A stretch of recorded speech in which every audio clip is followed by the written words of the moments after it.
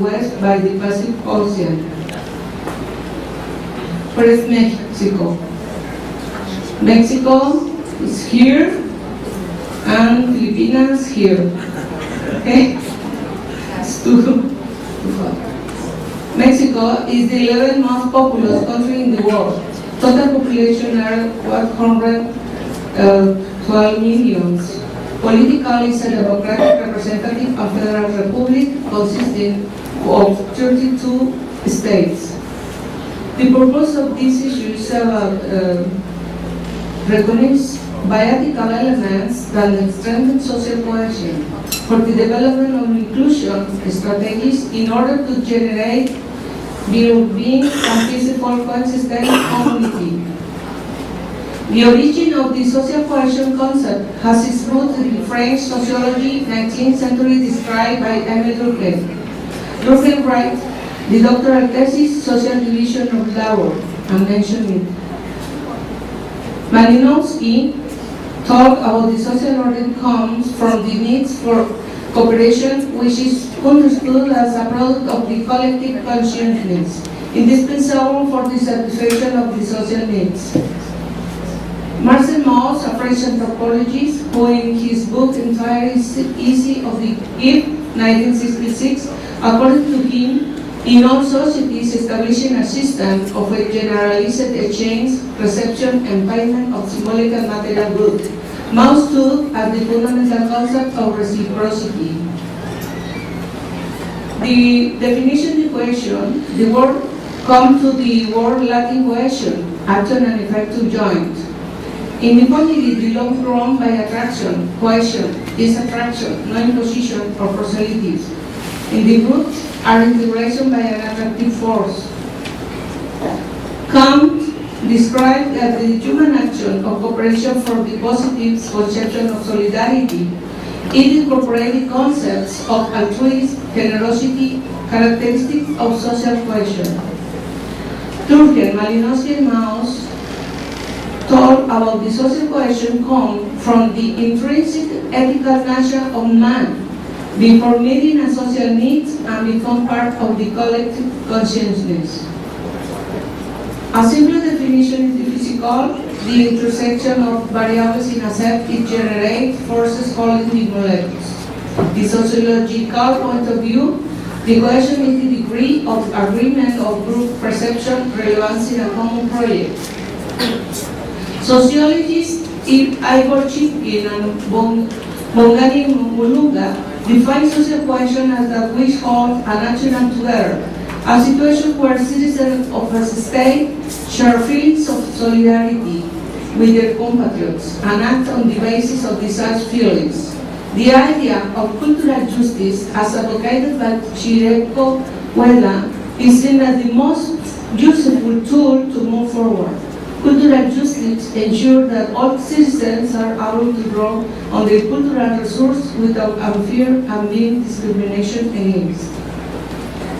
The definition of cohesion in social ethics, the cohesion is recognized as a value according to consensus between regulation and social minimum. Distinguish cohesion in solidarity as an ethical and practical value, and the principle of reciprocity in the relationships.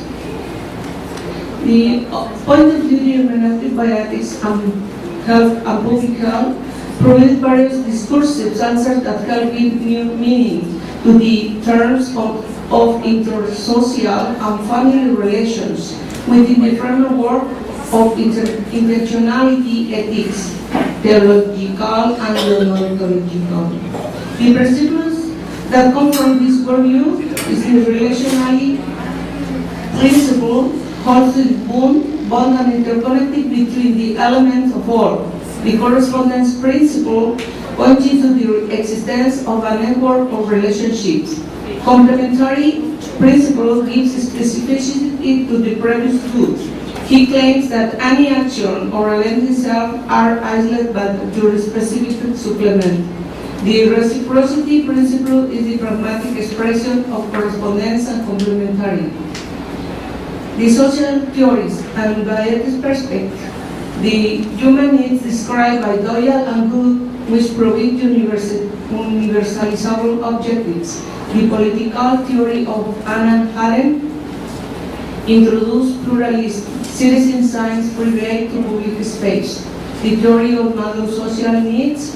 The human needs are hierarchical and structured so that minority needs are covered and they begin to feel the deficiencies of high order. Provide social theories, a self-acceptation as the origin of the right to difference, social acceptance from empathy, tolerance for difference. By this perspective, start with serious questions, strategies, community in a consistency of justice inclusive, who achieve a positive exclusion of vulnerable people, continue with increase the rate of human training and moral guidance of which is used to the ethics of harm. The perspective of moral theories, the identification of the autonomy of the citizen as a social agent, as a carrier moral dignity, basic freedom and decision making. The perception of the other as a human being between her ethics and social justice. Gilligan described the theory, he talked about the ethics of harm as morality. So the relationship between the order concrete and generalized order, using up to an orientation of the ethics of harm. Mentality recognizes the dignity of others through with the spread recognition of the moral identity of the other particular, responding to forms of mutual recognitions. Justice and harm seems beyond the moral psychology into the sphere of social justice. The recognition as the states of social integration. Hamed 204, it is necessary to distinguish three levels of recognitions. Letter A, the person acquires self-confidence, it persisted in self as a source of options. Through equal treatment in law, people gain self-respect and recognized as free and equal. Finally, through social esteem, the person acquires self-esteem and is recognized by the community in terms of the qualitatives that distinguish them from others. The recognition as a social value, including freedom, equality and respect for human rights, the identification of dignity from the perspective of human nature. In Spanish, the education in the Act of 206, the target set by the Europe achieved sustainable economic growth accompanied by a quantitative and qualitative improvement in employment and great social cohesion. Education based on respect for fundamental rights and freedom, equality, non-discrimination in disability, education for peace, life in common, social cohesion, cooperation, and solidarity among people. What is the relationship between education and social cohesion? In Chile, cohesion is considered crucial and problematic because it requires three areas of interventions. First, great equity in opportunities and quality of education, employment, cultural and civic participation, society into a moral just order with a clear sense of belonging. Reduce the gap between the education and work. Two, measure the reverse form of the discrimination, respect for diversity and reciprocity of rights. In Mexico, the legal support of the concept of cohesion is in the regulation of the general law for the social prevention of violence and delinquency, and describing social cohesion like the relationship and the interaction of societies and institutions, equal access to employment, education, health, rule of law, the sense of belonging, and participate in collective projects. The main purpose is to generate social welfare. The question is, what is the degree of solidarity that society gives vulnerable people? Solidarity, the concept, the Florence Queer introduced the concept of mobile solidarities, which refer to the creation of collective politics subject to mobilization that promote the physical movements of people, as well as the multiple diversity that such movements bring about, social, economical, as well as cultural and legal. The question during natural and human disasters. The United Nations disasters have been categorized in two main types, natural disaster and technological disaster. The moral problems that appear during the devastation of natural phenomena are related to the attitude and actions of people and governance when they lost confidence, safety, suffering lack of basic resources to survive. The change states in human predation arising between the population in case of emergency to complex perspective. The moral dilemmas in the city, for example, who to have first, the child or the sick, the person are dying or who have more possibilities to be shaped. Education in social cohesion, including respect for human dignity, equality, justice, beneficence, non-maleficence, solidarity, reciprocity. The solidarity principle of the Universal Declaration of Human Rights, UNESCO 205, strengthened the human rights system in this normative part as a principle. Consensus present as a fundamental value and is a reference point of national relations. Solidarity can be described as manifestation of a collective commitment to carry costs to assist others who are all linked by means of a shared situation of cause. The level interpersonal, the solidarity is the individuals. The second level is about the group practice, and these values of principal solidarity manifest themselves in contractual or other legal norms. Examples are welfare state and social welfare arrangements, but also contracted between different private acts and international declaration of frontiers.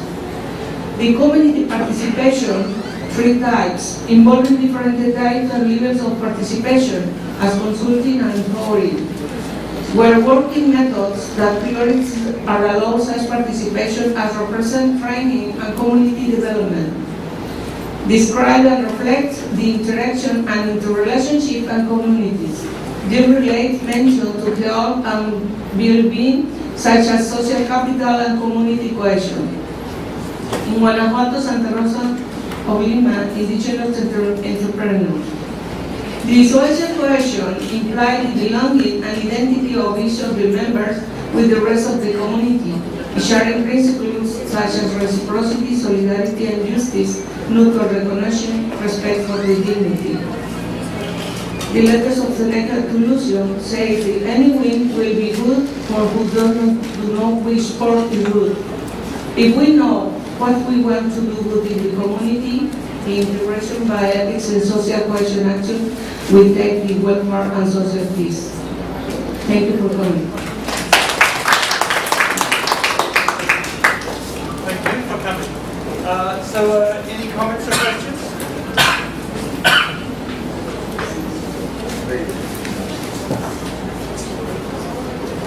So, what sorts of disasters are common in Mexico? The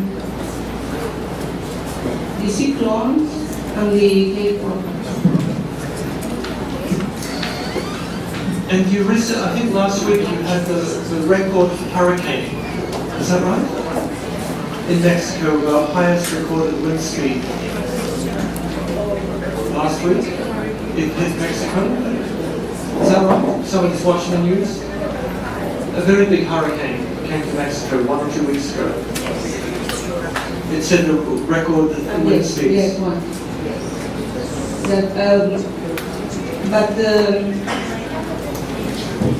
The importance of the social cohesion is in the disasters is because in these situations there are crisis social, and in the beginning the people join for to resolve the problem, but when continue the days, the month, 2, 3, 4 months before the disaster, the person needs more interaction about the survival. And for this reason, the cohesion social issue that we need to show across the perspective by ethics. Because in this moment, the cohesion social is an economic concept. And it is, for us, it's necessary that make the community cohesion strategies. The community can to do actions, but resolve the own problems. Because the public politics, the plans were made about the government, but not for the persons that have the problem. And the main point is the helpers beginning in the community and resolve the problem. Thank you. I think, yes, please, Tsai.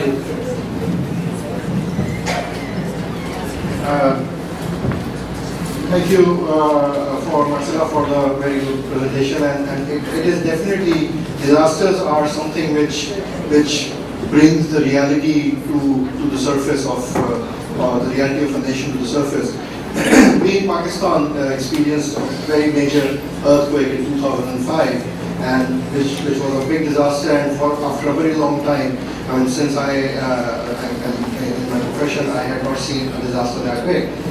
After the disaster, we realized that we are not prepared for this, and as people say that you can never be fully prepared for any disaster.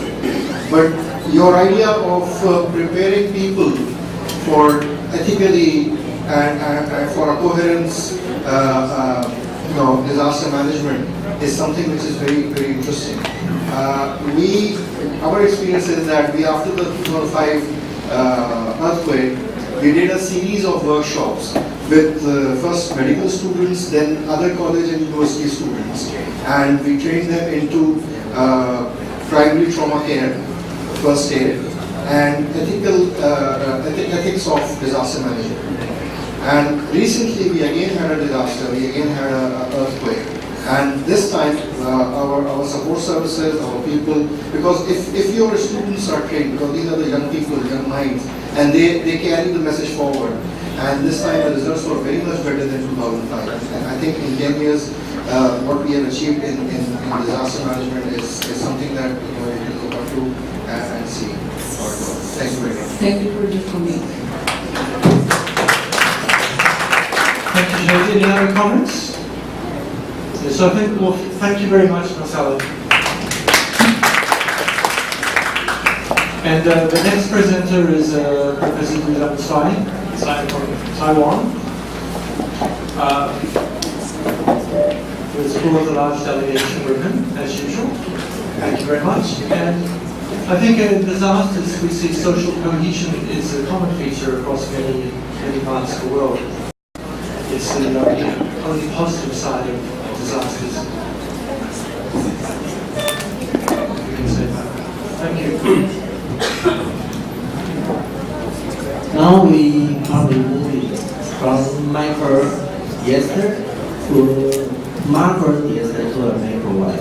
But however, I think that somehow you want to live through the kind of process. It might not be a disaster, and somehow you might have a new spiritual experience in the process, and become a powerful person, taking power even other people.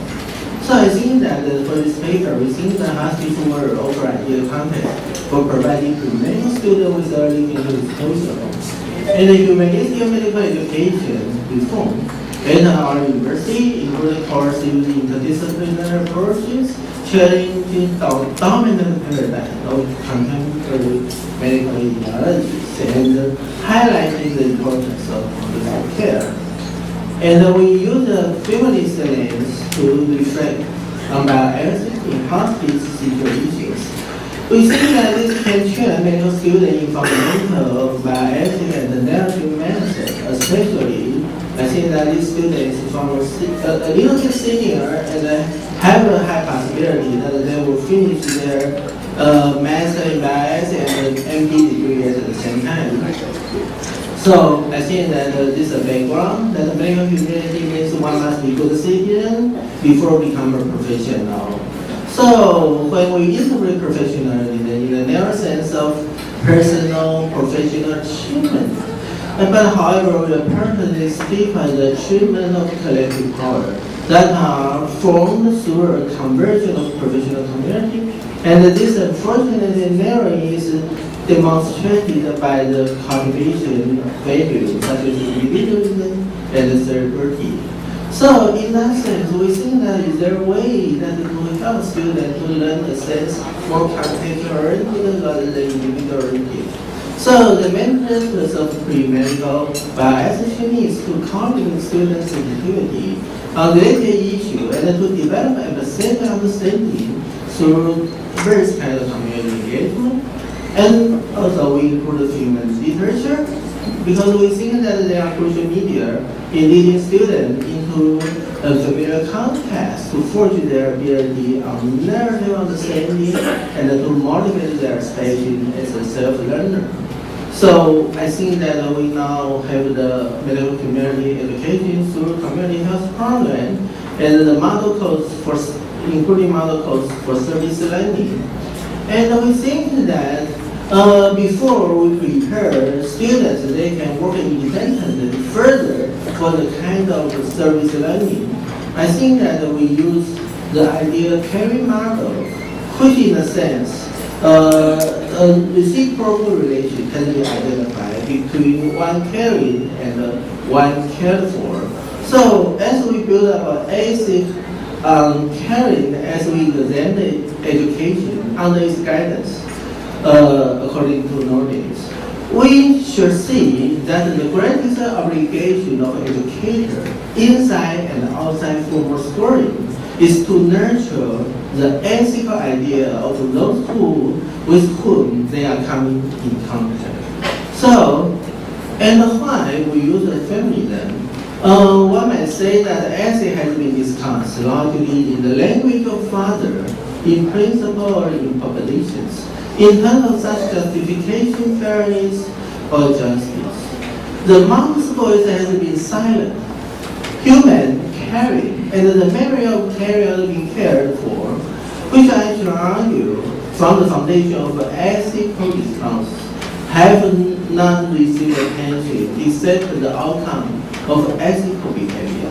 So in the ethic of care, we accept our obligation because we value the relatedness of nature caring. When we care, we must employ reasoning to decide what to do and how best to do it. But the reason is not what motivates us. It is feeling with and for the other. That motivates us in nature caring, in ethical caring. This feeling is subdued, and so it must be augmented by a feeling for our own ethical self. And then I think that we teach and learning a hospital setting, we think that by interviewing health personnel, this is starting we done before.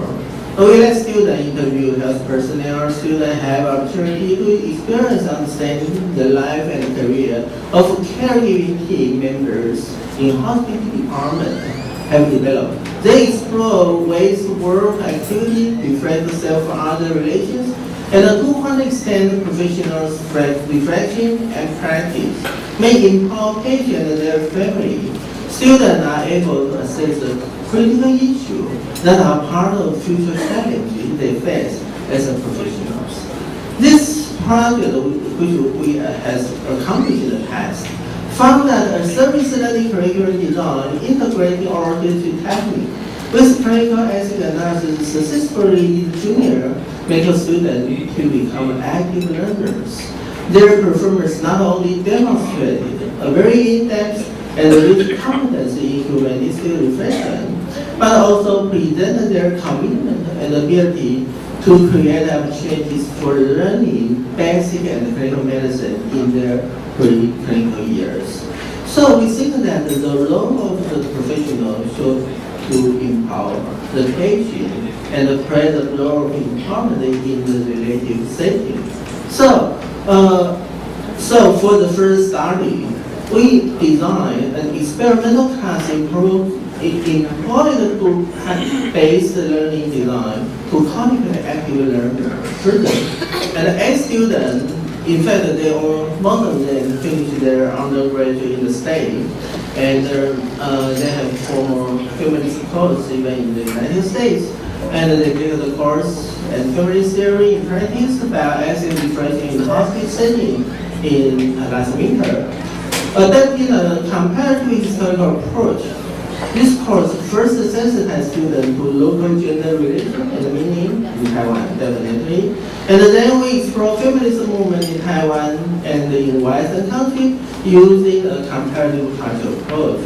So this comparison leads students to theoretical discussion of gender issues.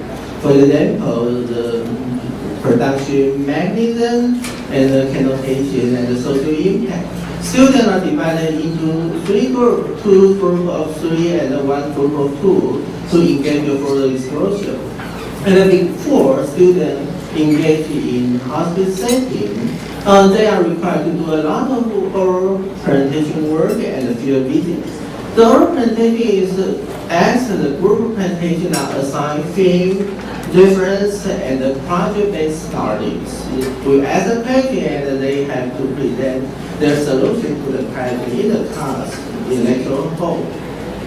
And the field trip will include in the hospital setting and other long-term care facilities. And they may join the other students of our class to see different kinds of settings to expand their vision and their experience in the clinical setting. So, and after orientation and such kind of field visit, especially after field visit in hospital setting, they use oral history technique to interview one male physician, three female health professionals, nurses, psychologists, and social workers. That is to let them learn through interdisciplinary perspective. And the group interview, the female psychiatrist also, those group interview the female psychiatrist also interview a male physician director for a more comprehensive understanding of clinical work. Afterward, students apply narrative analysis with a comparative lens to oral history record reproduced and pay special attention to gender issues in specific bioethical cases shared in the life history of this health professional. And finally, they propose and examine feminist theoretical hypothesis in group presentation and individual reflection papers. So, what do they see? We think that they see through the evidence that feminist access through interview narrative. Family and professionals are involved in providing support to patients, which is reciprocal, and the patients are taken care by a group of professionals, nurses, doctors, social workers, in the interdependence, who strive to give them as much information as possible regarding those patients' conditions. And the patient have access to a garden which is designed of this hospital world surrounding them and for the remainder of their life. And there are public common area for their social activity as well. Students think that environment is more caring perspective. And also, patients can make their own choice to continue their even administration of antibiotics based upon the narrative of the health professional. And they can design for their funeral rituals. And the patient can give opportunity to serve their life to furnish such as their spring and their offspring and the relatives waiting, and also the family members' birthday, even their own birthday. So as a result, through students' analysis, students began to realize the limitation of science and medicine, understand the importance of holistic care, and the benefit of challenging the existing gender hierarchy. So in that sense, the feminist axis have acknowledged the issue of power and the domination. That can be applied to the domination of medical technology in this empowered, vulnerable patient, as stated by the students. And the feminine ethics offer a great appreciation for individual experience rather than an established template for ethical decision making, which is also narrated by students in their work. And the second, we find that the narrative theory and the practice is desirable in humanity course design, as demonstrated by students' development of narrative competence. But see, there's evidence. Students say, what I have learned the most in this class is listen to others. It is a basic call of feminism, where women listen to each other and develop sisterhood. Listening is not just with your ears, but with your heart. We are easy to sympathize on others, but most of the time we fear to empathize on others. Because we seldom listen to them with our hearts. We only listen to what we chosen to. I didn't correct the grammar, those are student right. Okay, and the student with a training, both background training in bioethics and medical narrative seem to perform better than others. So, still, in students' final word, in the class, I have learned more about feminism. Where in the past, I had only known liberal and radical kind of feminism. But now, I have known more about category of feminism.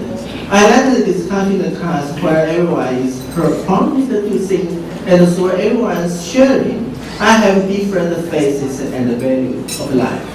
So overall, however, I feel like this process was a rewarding learning experience. And I actually like how small classes works because it enables us to have our more intimate and thought-provoking discussions, sometimes turn debates. They free my mind from the burden of the objectiveness, and I was also able to learn a lot from the different options and voice of my classmates.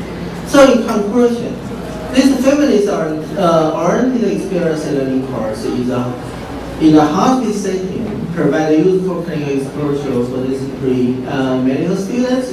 Overall, I feel that my understanding feminism might still be shaky. I definitely feel that I have learned a lot this semester in the area of pediatric care. I believe that I have learned a great deal that has changed my professional outlook, personal outlook on the medical profession, while not as a technically required courses.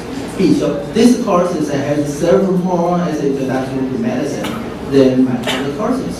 So we recommend to design more courses to challenge students to enhance their competence in theoretical reasoning as well as self-directed experience learning. And also in the class, we think that we also students serve as a facilitator.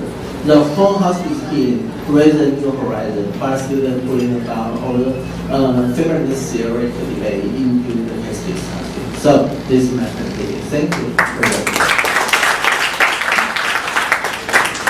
Okay, great. Any questions or comments?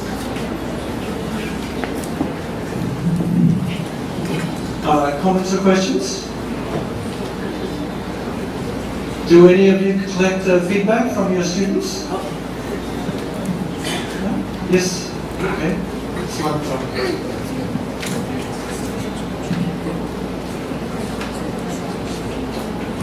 Do you have any special intention or any special, what do you call it? Why do you use feminist ethics and not the regular ethics? Thank you. I think that in the past we those who focus on experience learning, they always think that the predetermined or precondition in terms of theoretical training might be a barrier to the field.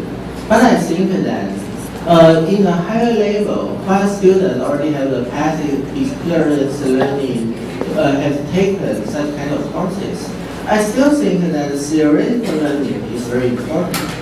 And so we use the idea, feminist perspective, is to let them no, the gender issue first is everywhere, and secondly, the power of domination could not just take or limit it to the gender form. And along the line, how then deconstruct those theoretical learning in the first half of the class, and afterward generate a new theoretical sense through the material they collect in the class. I think those kind of theoretical building competence will be very important for the new generation of bioethics. So that's the purpose I do the kind of exercise. Just one further question. Okay. Do you compare with between feminist ethic and the regular ethic, and how is the result? Which one is the best and the most suitable for this? I think that if we take the feminism ethics seriously, we can see somehow there are parallel similarity between feminist theory and the non-feminist theory. For example, we have Marxists, we have a feminist Marxist. We have a liberalism, we have a feminist liberalism. But now, the more important is here, we use Nodin's approach, which means that a kind of relational feeling and a sense of reciprocal understanding that become a new solution, not only for the hospice setting, but also for important to resolve those theoretical conflict between what's so-called the feminist side and the non-feminist side. We think that we should engage and lead students to think different and lead into a higher goal.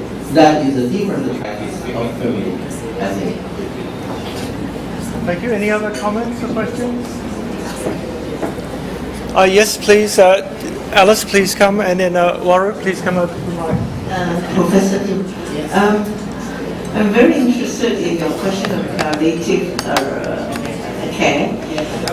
Right now I'm looking, before I came here, I visited a community hospital and I asked to go to dementia ward. So when I entered the ward, the word that came was reminiscing.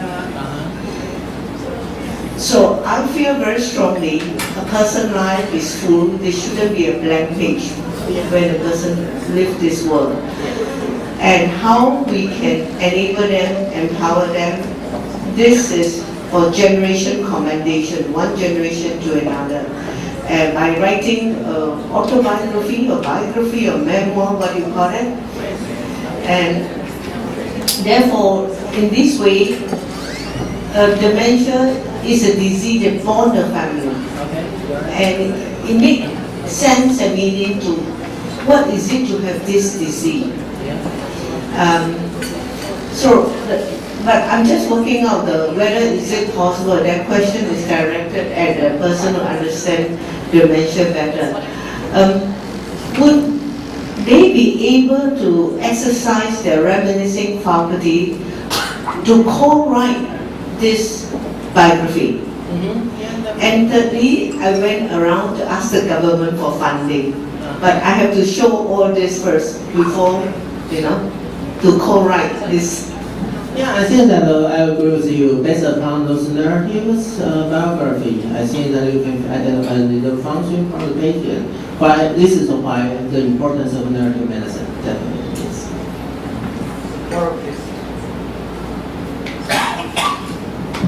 Thank you, Professor Tsai. This is very interesting, presentation. I want to share our experience in UNSUD also. We also have this kind of method we put our student in the place that, for example, like to the orphanage and also to the elderly house, and then when they came, we asked them to write the reflections. And the challenge that we face is that not every student can write or even describe their experience in a certain way. So can you share to us how to manage these students so they can at this dedicated writings? Okay, I think this is a good question. So I think that our students at the very beginning have the same problem. So we let them first take our relationship with a professional, because the professional is easier and confident in terms of the expression. So afterward, I think that this will be the final class for students in the kind of exercise. After this class, students are capable to interview patients. And afterward, they can form a kind of service learning project even with the patient and the family based upon the individual need of the facility. But there's one thing very important, that we identify the appropriate patient based upon our fatigue scale. We know that probably some people may use the depression assessment, but we feel that it's not unreliable. But they use the fertility scale, which means that those patients are in good mental and physical condition and can work with patients in their last journal. So that's our experience. Okay, Hassan, please. Yes. Thank you very much for this nice presentation. The thing that I want to ask you is not about your presentation, but about this photograph. It is, as you know, Dr. Nicholas took a lesson. Is it original or is it something that you made on it? No. It's a very famous taxation candidate. Yes. But is in original form. As much as I know, there are too much less men. And if it is, it's very great for your presentation because the dead body of here is a lady. So, okay. So we are challenging this kind of paradigm, right? Okay, thank you. Okay, thank you very much.